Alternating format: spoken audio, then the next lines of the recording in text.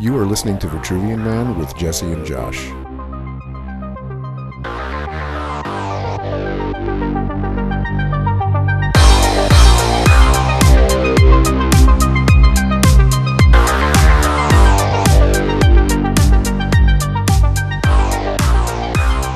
Welcome back to Vitruvian Man, and as usual, I am joined by Josh. Homie. My man. Don't you know me? Going to Cypress Hill on Saturday. Fuck yeah. Hell yeah. That's going to be so ridiculous. Yeah, I think they like to say it's going to be off the hizzy, so really looking forward to that. Somehow we're getting canceled for that. Oh, shit. Yeah. I'm sorry. I didn't mean to appropriate anything. In other news, I did a little listening today of Al Franken's podcast, which I've kind of been avoiding these last few months because, depression. Yeah. But he had Catherine Rampell on. She's a columnist from the Washington Post. And she did some really great exhaustive research on these tariffs and also the layoffs that Doge is doing and Trump is doing. I'm sorry, that's pronounced doggy. Doggy? Sorry, my bad. I refuse to call it that. Okay. So, first of all, regarding are these tariffs dumb? Catherine Rampell said, that depends on whether or not you believe in the laws of arithmetic. Yeah, fuck, dude. Because the funny thing is, it's going to hurt the people that voted for him. It's going to hurt the middle and lower classes especially, but it's really going to hurt American manufacturers who rely on a lot of these imports to run their businesses. And what the fuck are they going to bring back over? What are they going to manufacture? Like that asshole, I can't remember who it was, but it was like today, he said, oh, all the people that put the little screws into the iPhones? Yeah. We're bringing that back. Who the fuck wants to do that? There's a great Chappelle thing I heard on The Bulwark with Tim Miller. Yeah. And he was this whole bit about like, we just want to wear the Nikes. We don't want to fucking make them. So, by the way, that's a lie. The last time there was, I don't remember the year, but the last time someone decided it was a great idea to do tariffs, the manufacturing ended up in Vietnam, not America. Oh, of course. Nobody's going to fucking do that. No. Nobody's going to do that kind of shit here. It's bullshit. You want to fucking get a goddamn sweatshop making shirts in Los Angeles? What the fuck? So, I'm sorry, I'm getting all worked up. Okay. I'm totally distracted from your fucking thing here. You're good. So Al Franken asked her about these layoffs. And for example, we're always told how wasteful and ridiculous and bloated government institutions are. Let's just talk about the IRS. The IRS doesn't even have enough computers for their workers.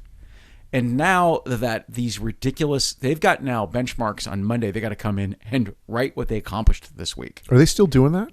Apparently. Fuck. So think about this. You don't have a computer, right? So people are lining up on Mondays to shared computers to write this bullshit down, meaning it's taking time away from their actual jobs to type this stuff out, these deliverables that are meaningless. Government institutions are running out of toilet paper, which also happened when Elon Musk took over Twitter. Same thing happened. They just said, well, we're not buying anymore. I mean, it's so obscene.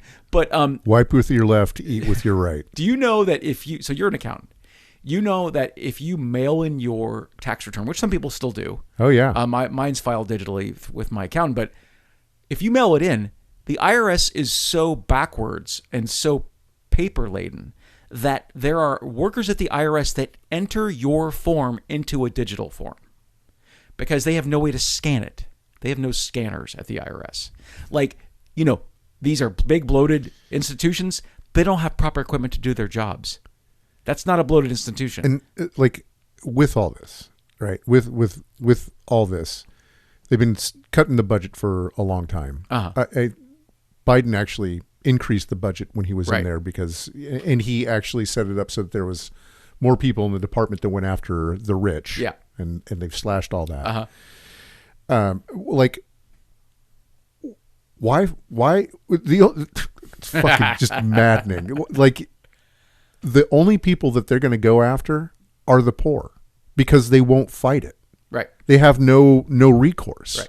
You fucking put a team of lawyers on this, it's done. They'll say, well, I guess not. I guess you don't owe us any money actually because they haven't got the fucking money to fight it. No.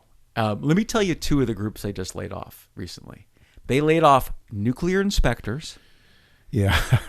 Ebola and bird flu virus experts. Now, they did recant the nuclear inspectors. Right. Guess what, though? They can't find them. They can't, of course, because they went and got a fucking job. These morons aren't... I mean, the idiots that voted for Trump have this fantasy that Trump walks through these government buildings where fat cat union workers are sitting and eating donuts rather than working. What they're actually doing is laying off inspectors and government entities and government officials that are keeping us safe. People that enforce rules and laws. Yeah. Like, I mean, they're gutting the EPA, they're gutting fucking IRS. Right. They're gutting all these things that they really don't know what they do. They just don't like the way it sounds. Like, that's what it sounds like to me. They're going, well, it's got something to do with environment. Let's fucking can it. Josh, these are not serious people. These are not fucking serious people, but what they're doing is serious as a fucking heart attack. Yeah, these motherfuckers, man. I was actually heartened at the protest pictures I saw the other day. We had it got big. A national protest, and it's funny because sometimes the wife and I will be, when we're depressed and bummed out about this, we'll be like, well, what does protesting do? It doesn't solve anything. However, since we learned a couple episodes that Russell Vought wants to use the U.S. military to crack down on peaceful protests, I would say at this point, the act of protest is an act of rebellion. It is. If you're willing to have your face shown, and Senator Mike McGuire was in Santa Rosa the other day protesting with these people. He was out there for that? Yeah. That's pretty cool. That at this point, it is doing, at least it's like raising awareness that this is your right and don't like just give it away. It's a head count. Yeah. And one of the other things, and this is floating around, I don't know how true this is, but there's somebody out there that, I don't know, everybody's talking out their ass and the internet's full of shit, but his concept or idea or his take on the whole thing is that no American government has survived 3.5% of the population coming out to fight in on one level or another. And we got over 5 million people came out in the U.S. over the weekend. Is that right? Yeah. That's nice. So we're looking at like 1.7%. Right. So it's a beginning. And there's another one on April 19th. Right. So if we can get to that 3.5%, let's do it. Let's fucking do it. I have a bit of good news. Today's subject is not an idiot.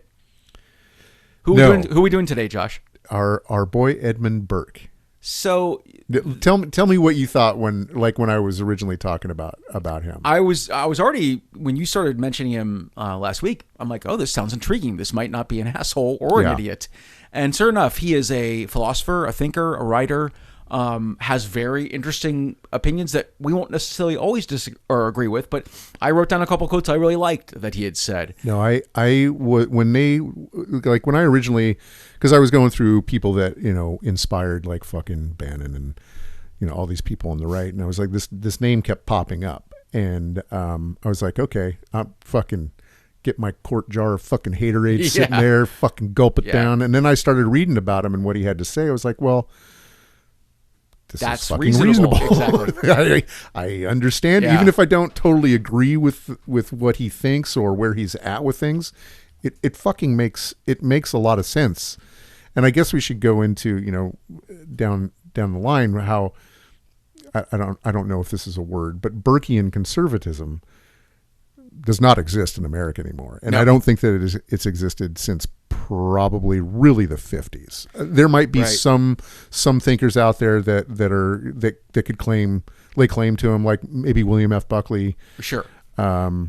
Maybe George Will, although some of those classic iffy on those guys. Writers. Yeah, I think that they might be able to, but I don't know if there's nobody in the Republican Party that can lay claim to him at all now. Not one fucking person in the Republican Party now can lay claim. You said you didn't have a lot of written notes. How do you want to begin the conversation about Edmund Burke? Well, let's, I guess, kind of go over. Let's go. The notes that I do have are basically talking about him as where he came from. Yes. And so he was born in Dublin, 1729. His mother was a Roman Catholic, obviously Dublin, from County Cork. Oh, really? And his father, Richard, was a successful solicitor, a lawyer. And this I thought was pretty interesting. He's one of the old English families. He can trace his ancestry back before the Anglo-Norman knight William de Burke. So he arrived in 1185 following Henry II's invasion of Ireland in 1171. Cool. So this guy can trace. So about 1,000 years of family tree there. He's got some traceability, sure, as it were. He stayed in his father's faith, which was Protestant, of course, Church of England, practicing Anglican his whole life. His political enemies tried to paint him as a secret Catholic, of course, because Catholics, all that, whatever,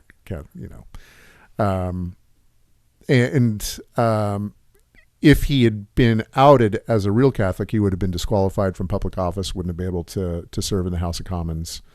And when he did get elected to public office, he had to take the required oath of allegiance and abjuration, which basically, you're swearing allegiance to the king and nobody else.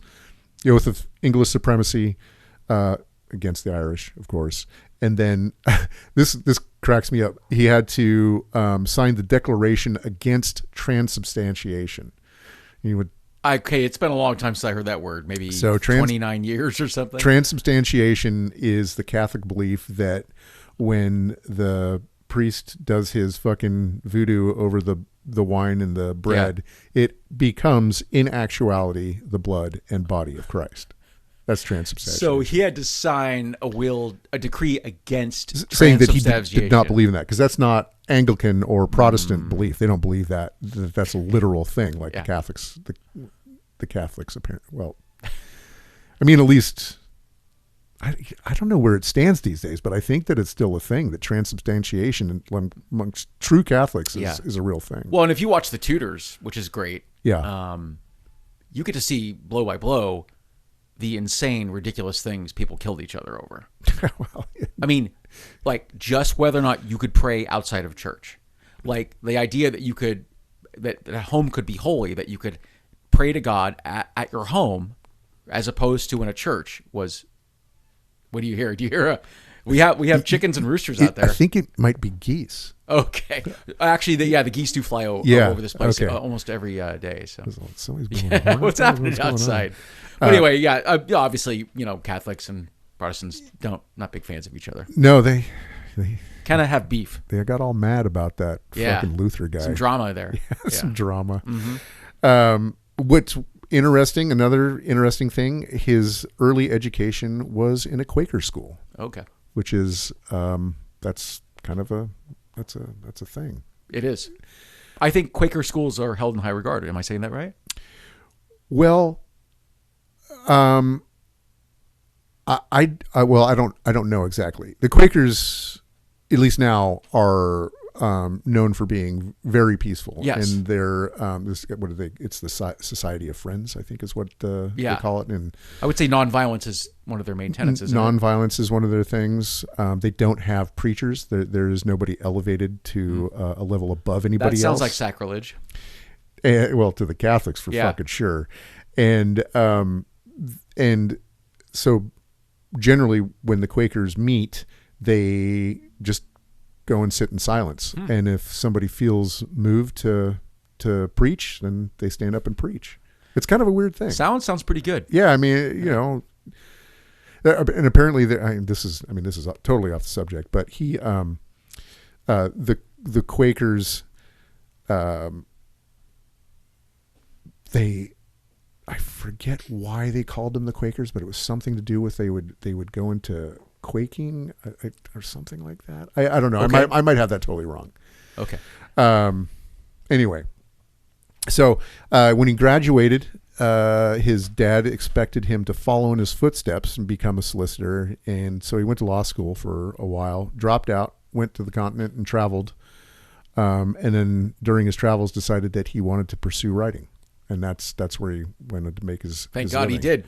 Yeah, I mean, a prolific writer. He was a prolific fucking writer, and I guess he was so good. He wrote. I can't remember this. So I'm not going to get into it. But he wrote a parody of somebody at the time somebody's political writings, and he wrote something making fun of it, but he was so good that everybody thought he was being for real. Okay. So people are like telling him, no, you got to comedy up a little bit on this. Your writing is so wonderful and splendid that like we can't tell this is satire. Yeah, that was it. Could not tell. That's great. So that's kind of like his background. I don't know where do we want to go from here? Well, so I watched and listened. So I watched some YouTube stuff, and I listened to some podcasts, some very wonky podcasts describing his philosophies and ideologies. And I got through about 3 or 4 hours, and I had to stop and say, Josh is going to have to explain some of this to me. There were some conversations that made sense, but there was some other stuff I think I really needed your help with. So I wrote a couple things I liked that he said. First of all, how can power be trusted when it's so easily abused? Yeah, he really, like, one of the interesting things that I found is that so his idea of conservatism is to conserve like the old the conserve things, not change things up too much. Sure. So he did believe in a strong central power, at least in England or places that already had a monarchy. He was into the whole concept of, if there's a government, it should stay that way. Sure.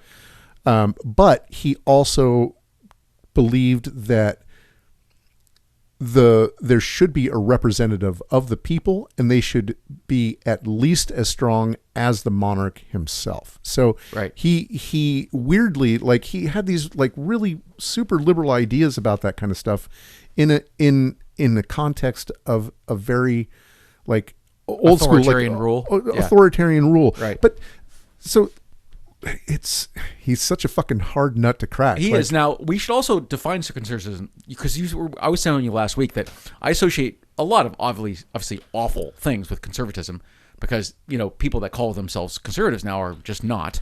Right. They're radical. They're radical. They're all kinds of things. They're fucking wingnuts. So I think what I having looked up obviously the dictionary definition of conservatism, it kind of makes you think that like progress is bad. But that's not what conservatism is. Just you were saying that real conservatives, genuine conservatives, his don't conservatism, think that way. right? Because Burkean conservatism, I believe it is the father of all other conservatisms. Right. And so his idea is that it's a cultural social ideology and political philosophy that seeks to promote and preserve traditional institutions, customs, and values. However, his idea was that he wasn't against progress, because he was somebody who was against racism. He was against slavery.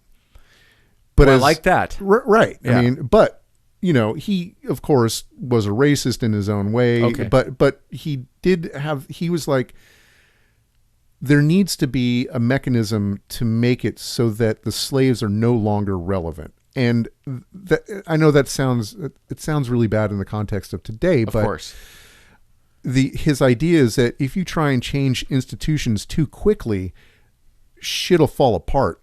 And you're kind of seeing it happen. I mean, obviously, yeah, Trump's idiots are making massive wholesale changes. But even if you look at like progressive values happening, it happened too fast. That's why we're here. Like this, like. People just weren't ready for the kind of changes that was trying to be accomplished through the Biden administration. Obama, right? I mean, all these administrations were really pushing forward. Like, you got gay marriage in, but and people were ready for that, obviously, right? Yeah. That was one of those things that people had been primed for years. The fight had started in the 60s. It was incremental, but it was always moving forward. And you and I as progressives think, well, fuck you, just fucking do it. Yeah. But you run into this backlash issue, which is super. I mean, I never would have really given that much credence, but it is so obvious that is the case, that there's a lot of people out there that just weren't ready for trans ideas, that weren't ready for those kinds of things. And part of the problem here, real quick, sorry. Yeah. Part of the problem here is you can't account for dumb. So, with this backlash against white males, which was needed, it was definitely needed. But obviously, it's been so, let's say, sudden and quick. That's it. That a lot of, obviously, white males suddenly feel hurt. Like, right. If I'm a white male and I've never done anything wrong, why am I being called into account and so, for this stuff? That's where I think that I mean, he was right. I mean, the things that he talked about happening. So a real good kind of way to frame his idea of conservatism is to talk about the three revolutions that he opined about for sure, right? So that's the American Revolution, the French Revolution. What's the third one? The Glorious Revolution of 1688. Okay, and where's the Glorious Revolution? So that was England. Okay, and so, sorry, I forgive my ignorance. That is just like I never would have. Yeah. So that's his main focus in his writings is those three revolutions. Well, no, I think that no, he had a lot. He wrote about a lot of things. Sure. And he had a lot to say about a lot of different things. But I think that those three things give a good idea of where he stands, kind of overall, right? So he was a big supporter of the Revolution of 1688, and what that was, and I'm not going to get into specifics, not because I know them. But it's just so that happened. What happened there is that the people were unhappy with the way that the king was treating them, and they were doing them bad. They didn't have any representation. They would just fucking put out taxes whenever they wanted to. They'd they had all the rights. The little people had no rights, and so they were like, fuck this. And they invited another king to come over and take over. He did, and what came out of that was a benevolent monarch instead of like just a fucking asshole running the country. And so he was fully supported that because it was a revolution, but it kept the government, and that was his whole thing: is that you preserve these traditional kind of institutions. Whereas with the French Revolution, they cut people's heads off. Now, the French Revolution that's a whole different ballgame. And he, like somebody asked him, he wrote a whole treatise on it. I listened to a bunch of it. I ordered the book and it didn't come in time. It's coming tomorrow, motherfucker. But basically the idea there is that they came in and wiped the entire government out. They fucking killed everybody. Well, almost everybody. Killed or exiled everybody. And then tried to set up their own government in a different way. And that revolution, I didn't realize that revolution lasted for like 17 fucking years. Wow. It was like they were killing everybody. Like now, since they killed everybody, did they get replaced with people who were ineffectual? Yeah, but they also didn't have they didn't have a framework to run a government. Right. So they had to build it from scratch again. They had to build it from scratch, and people fucking died. People starved because they didn't do it right.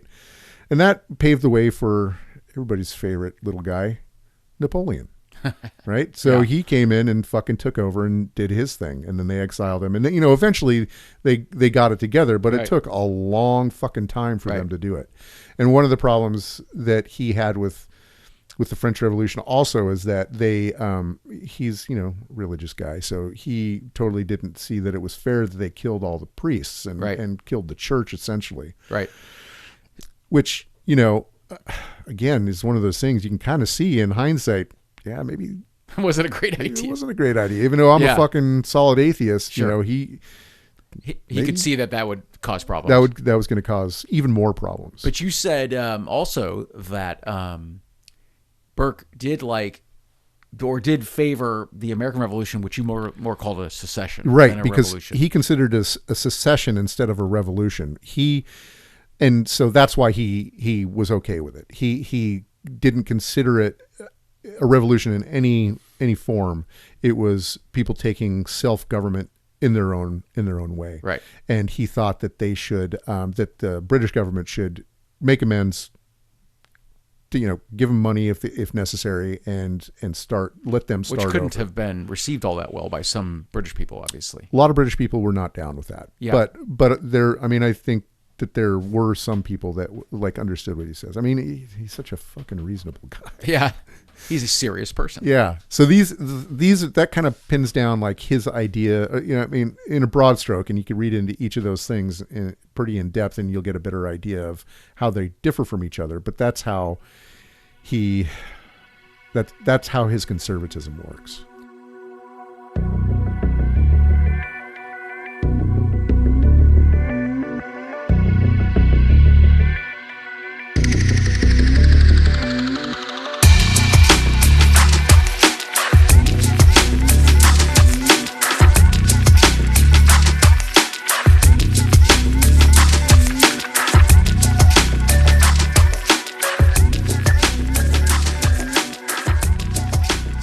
I have a question. How do we link? Let's not try to link Burke with these people now that call themselves conservatives that are just wackos. How do you link Burke with kind of conservatism in America in like the 50s, for example, or the 60s? Is there a way to see some parallels there in ideology? Or I do see that because there. I mean, if you look at Nixon. I mean, even up into the 70s, there was still a shred of like. Again, I'm making words up here. I don't know if this is a thing, but a progressive conservatism, right? So they had progressive ideals and they were into pushing it forward, but they wanted to do it in a slow manner that didn't disrupt the institutions as they sat. So, well, for example, we mentioned that Nixon formed the EPA. Exactly. Right? A modern person that calls himself conservative would rather die. Yeah, then create a new governmental body. Right. And I think that like that's where the difference that I see that like really happened was the conservatives in America went from being actual conservatives to being traditionalists, and that's where we're at now. Well, traditionalists, and I mean obviously the conjoining of radical Christianity with government too. Sure, but even there, you can put that all under the framework of traditionalism. Sure. Right? Because traditionalism is not a way forward, it's a way back. Right. And conservatism... The good old days? In conservatism, I actually believe like a real conservatism is a way forward. It's just not as fast as progressives would like. Right. It's just meant to be more, let's say, procedural and mannered, not rushed. You establish a base... and then you build on it. And then you establish that base and then you build on it. And eventually you'll get to, unless you have traditionalists kind of take over the whole concept, you're going to be moving forward and you are going to get these rights for people and you are going to have like all the stuff that progressives want. It's just not as fast as we want. Right. But to draw a parallel we were talking about how perhaps in the modern era, you could say that some social justice things were rushed. I mean, the problem with that, first of all, like if your textbooks are racist and whitewashed, which they are. Oh, sure. How do Americans actually come to terms with slavery when they haven't even been taught the truth about it? Right. That's not whether or not you rush it. That's a completely separate problem. And I think that again, we're looking at traditionalism driving that. I think that a conservatism is interested in truth, right? And it's interested in rights. It's interested in the rule of law, and I think that everybody can agree to those things, right? I mean, every reasonable person can, wingnuts, but I mean, even left and right, I think that everybody can agree that those things are very important, and I think that if conservatives are honest about it, they would believe, making things revolve around fucking truth and the rule of law. Right. Fucking duh. Right. I mean, that's what they claim to be based on. And so I think that there's recalcitrance and traditionalism that drives this idea of fucking moving backwards to these things or like pretending that things aren't true. Like they just like there's fucking science, man, right? It's the scientific method. A lot of these people, like this guy's counterpart in Italy, Joseph de Maistre. I actually brought him up when we were talking about Vola. Yeah. And he was complete fucking asshole talking about how, if women try to be a man, they're a monkey, right? Right. Sure. Paraphrasing there, yes. But that's essentially what it was. So his counterpart, and those people are counter-Enlightenment. They think that the Enlightenment was bad. I didn't see anything about Edmund Burke where he thought that the Enlightenment was bad. Okay. But I could be off there, and, both of our listeners that are interested in this, they should call and tell me I'm wrong. But he doesn't seem counter-Enlightenment. Okay. His concepts, like the scientific method, those kinds of things, he would incorporate into his worldview. Well, that sounds awesome. Right. And Joseph de Maistre and these other people on the continent, they were not about it. They were not, let's say, adhering to the notion that truth and science and that thing mattered. No, or at least like reasonable truth. I think that they would be more accurately called traditionalists. Right. Fucking counter-Enlightenment. So Burke, obviously, a lot of the stuff I listened to is political. Did you study any of his writings that were not necessarily about the revolution, or did you like anything else that he talked about that was not necessarily paying to the revolution? Or well, I think, it kind of what I've read, even if it's about the revolution in particular, it gives a broader indication of his thinking. He did say that there is no new morality. Essentially, that morality is a thing that's existed for a very long time. That you can't necessarily add more morals to that. That humans, I think he would have said that humans are innately kind of moral. Yeah, in a certain way. I agree with that. The only thing that I hard disagree with him is his stance on religion and its place within society. You said he thought that religion should have a place in government. Central, yeah. I think that's a byproduct of his time. I agree, but he was super anti-deist. He did not agree. Founding fathers, U.S. were all pretty much deists. They were not humanists, deists. Yeah. So even if they claimed to believe in a god, it was more of a universal kind of things. Right. But he was completely fucking anti that, and he did not like atheists. Obviously. So they're but I do agree that a product of his time, if he had been born at a different time, he might have had a different opinion, but right. There's something about having divine,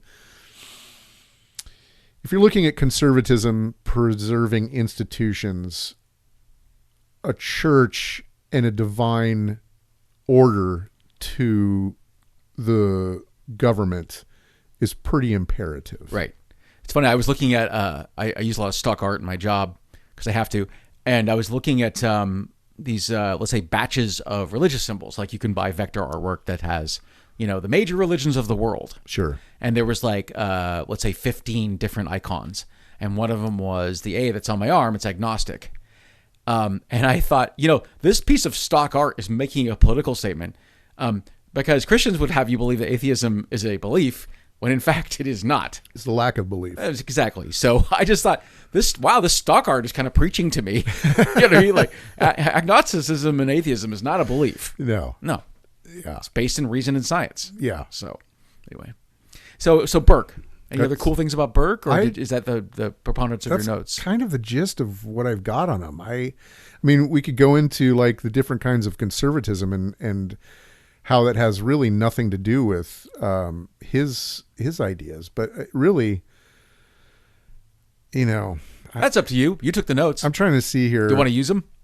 I'm trying to see if I've got a list of different kinds of that would have described Burkean conservatism, specifically as opposed to modern conservatism. So let's see. You've got so many of these things. I feel like if you have a qualifier in front of it, it makes it not the same thing. Mm-hmm. So national conservatism, it's traditionalism, right? I mean, it's not just preserving institutions and the old ways. It's trying to move things back. I don't know. I just look at conservatism and how it's presented now, how that word's used now. It doesn't make any sense. No, it's impossible to trace what modern conservatives call themselves back to actual conservatives just in the 60s and the 50s. I mean, Barry Goldwater, a famous conservative in the 60s. I think if you saw these people that call themselves conservatives now, would be horrified. Oh my God. Yeah, absolutely. No, because he was a serious person, and these people are not. I feel like most of the people that are calling themselves conservatives these days are either straight up traditionalists, or I mean, even weirder, like of course, the techno monarchists. They would like to call themselves conservatives, and although I will give them the fact that they are looking forward and not backward. Looking forward towards a singularity. It's a real shithole forward, but they're looking forward to when the human race is wiped out. Yeah, because I mean, all the conservative that word should not be used in relation to anybody in office at this point. They should just straight up call them the radical conservative Speaker of the House, Grinder, Johnson. Fucking. I heard somebody say that today. Grinder Johnson. That's so good. That's pretty funny. Is he a closeted gay person? Is that was the implication there? Grinder Johnson. That's a great surname. That's good stuff. So yeah, it's like the conservatism in and of itself, I think is kind of gone. Yeah, there are people out there. I think there are some never Trumper people out there who could qualify. Well, I mean, the entire team that tried to get Trump defeated were all ex-conservative, or ex people that had worked under modern administrations for Republicans, but they thought Trump is a joke and unserious. So of course, and when this Trump madness is over someday, I think there'll be a place for normal, actual conservatives or at least they're closer to what conservatism used to be. This is not a stance that I would have fucking given even last year, but I feel like it's seriously necessary to have like a true conservative party out there. Oh, I don't disagree. Yeah, it's a counteracting progressivism, right? So, I mean, and the funny thing is, like, when the World War II was over, I'm sure that there were plenty of Nazis that burned their uniforms and said, "Oh, I had nothing to do with that." So many. And when this Trump madness is over, and it will be someday, hopefully, there's going to be a lot of people who like to whitewash what they did and what they voted on. I hope with the internet and just documentation that can't happen. Yeah, hopefully they'll be held accountable to fucking be like we can't allow them anywhere near government again. No. And that's everybody that's in fucking office right now. There's nobody serious in office right now. I feel like people like Adam Kinzinger, I probably disagree with him on quite a few things, but I think that he's a serious person. I think that he's probably a good person to have in the Conservative Party. I think Tim Miller would probably go back to being somebody outside of the Democratic Party. More of a serious person that. Yeah, I mean, he's like, I listen to him, and he supports a lot of the progressive ideals. You don't get filled with rage when you listen to him. No, I don't. Yeah, you don't hear me fucking sputtering and fucking my. One of the funniest protest signs I saw the other day was he was standing right next to Senator Mike McGuire, and it said, "Presidents are temporary, Wu-Tang is forever." So, love that. So that's our boy right there. That's right.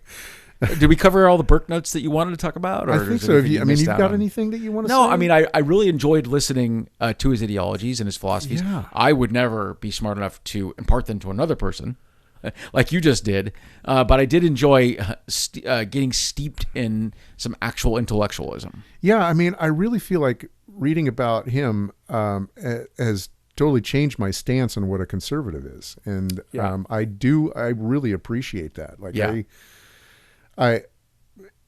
conservatism in this context makes sense, right? And that's something that insane. I never would have said before. Right? Exactly. I never would have said that because conservatism hasn't been that way for. I mean, Nixon had some actual conservative values, I feel like, but he was a fucking lunatic criminal. right? Of course. But I mean, so maybe the 50s since we've had a real actual fucking conservative in government. I don't know. I mean, I think that like Tim Miller would probably say that he thinks that W might have been a real conservative, but I don't agree with that at all. He was a wacko religious nut job. He was happy to let the religious people run the roost. Yeah, it kept him in power, and that I think is a huge problem for both sides, the progressives and the well, not the progressives necessarily, but the Democrats and the Republicans, is that they're willing to let this shit go because they want to stay in power. Yep. And people will do anything to protect their power. I don't know how we fix that. No, me neither. Someone smarter than me, maybe. I did bring up a couple quotes for you, though. All right. This is a short one. You'll hear this a lot. I found it was misattributed, so I wanted to say it. If you want to know what God thinks of money, just look at the people he gives it to. So that was always attributed to Dorothy Parker, but apparently it's a quote by novelist and poet Maurice Baring. Huh. So I've heard that quote a lot of times. That's always heard it attributed to her. I don't know if as great as she is, but she did not say that. I have a longer one from Chuck Palahniuk, wrote Fight Club, and he's an incredible person. I mean, Chuck Palahniuk was going to quit writing when he wrote Fight Club. He said, "Fuck it. If this doesn't work," he wrote it in like 3 months. He goes, "If this is my last stand. If this doesn't get published, I'm just quitting." Thank God he didn't. Yeah. So listen to this. This Chuck Palahniuk. Big Brother isn't watching. He's singing and dancing. He's pulling rabbits out of a hat. Big Brother's busy holding your attention every moment you're awake. He's making sure you're always distracted. He's making sure you're fully absorbed. He's making sure your imagination withers until it's as useful as your appendix. He's making sure your attention is always filled. And this being fed, it's worse than being watched. With the world always filling you, no one has to worry about what's in your mind. With everyone's imagination atrophied, no one will ever be a threat to the world. Yeah, I mean, that's talking about, I don't know if intentionally, but that is absolutely talking about the attention economy and how it is sucking everybody's fucking brains out. Well, and it goes to apathy, too. There's another famous quote, forgive me, I don't know who said it, but essentially that Americans will put up with anything unless you take away their televisions. Right, well, or TikTok, right? Yeah. Yeah, I mean, the way that the algorithms are set just to drive clicks and keep your attention means that you don't have the attention to read a book, a long form article, educate yourself on something else, learn a skill. Right. It's fucking tragic. And if it was up to me, I'd fucking just take that big switch, shut down the fucking internet. Oh, I don't disagree. I mean, but that's only part of the problem. So, I mean, almost as disturbing as the 70 million people that voted for Trump are the more than 100 million people who could not be bothered to vote. Yeah. Now, I hear a lot of shit about politicians, and I understand why. People don't trust politicians. They think they're all liars. The thing is, though, you have to participate in a democracy, and to blame everything on politicians is fucking stupid. Because, again, you don't vote, you're not participating, you're not informed. Great, you participated, your vote's worthless because you're completely misinformed. And I think it is upon the citizenry to be informed. I really do. And I understand why there's apathy. I really do get that. If you don't participate, you're letting the politicians run roughshod. Yeah. And if those 100 million people had voted, Trump would not be in power. But I also feel like that apathy is driven by these algorithms. Like, of course. No, they're targeted by the algorithms. Yeah. Absolutely. Yes. I mean, like, and outside players. Sure. Like these are things.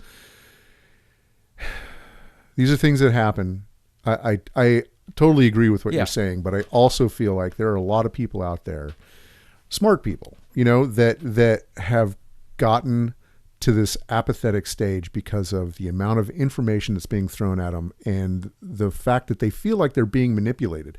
They are, right, but they don't give themselves enough credence to actually go through as a critical thinker and look at the information and try and figure out what's right and wrong and who's actually fucking playing you. Right. Well, you said let's get rid of the internet. So here's my response to that.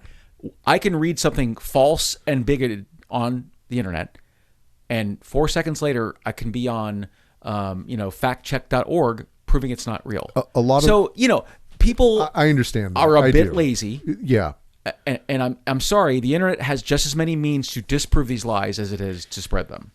Yeah, but dude, never underestimate the laziness of a fucking human. It's true. Like, if it sounds good and reinforces their beliefs, they're going to believe it. And dude, all right. I was so fucking happy about the internet when it first came out. It was fucking awesome. Listening but to music. It has turned into such a fucking shithole. It's a cesspool. I know that I don't have any fucking social media accounts. I fucking, the last one I was really going to was fucking Reddit, and it's just destroyed now. Totally compromised. Yeah. So there's nothing out there on the internet that's any good. Like, except as far as all that kind the of art and the music and the works of Shakespeare, and it's the best and worst of humanity. Yeah, right. It is. I guess so, but now even that's gone because the AI shit has taken over. Like, I think it's time to shut it down. Like, seriously, there's got to be like a lower tech way to fucking deal with the good parts of the internet, right? And get rid of all that other shit. I mean, if you're saying that the internet is now a force of evil, it is. Yeah, I am saying of course that. It is. I totally believe that. Like, it's not doing humanity any good anymore. No. I think that it did for a good, I'll give it 12 years. Well, from when it got popular. Right. After ARPANET, when it actually became like the internet. So what, 96, 97? I'll give it 15 years. Sure. It had a good run for like 15 years. And then it just started turning to shit. I hear you. I don't know what to do about it. Me neither. We didn't solve a goddamn thing. Josh, I blame you. We're fucked. All right, brother. We done? You got it? Yeah, I'll see you next week. All right, rock on. You have been listening to The Trivial Man. If you'd like to get a hold of us, you can either call us at 415-484-8841 or send us an email at thetriviumpod@gmail.com.